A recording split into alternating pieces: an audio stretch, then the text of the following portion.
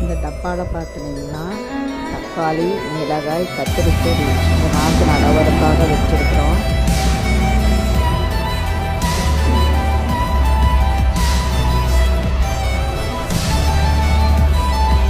இது பார்த்திங்கன்னா அழகு தென்னை மரம் போல் ஒரு அழகான செடி வீட்டு முன்னாடி வச்சுருக்குறோம். இது வந்து இட்லி பூச்செடி, ரோஸு,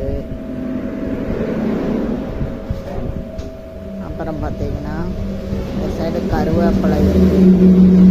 அது வந்து அந்த விதையில் வந்து முளைச்சது. கருவேப்பிலை மரம் இருக்குது, சப்போட்டா மரம், இதெல்லாம் வந்து வீட்டு முன்னாடி வச்சுருக்கிறோம்.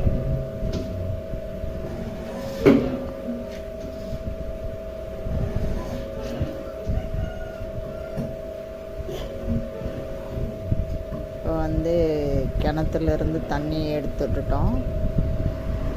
இது இந்த நாற்றுகளெல்லாம் வந்து நடவதுக்கோசரம் பாரு கோதி விட்ருக்கு. அதெல்லாம் தண்ணி பாய்ச்சிட்ருக்குறோம்.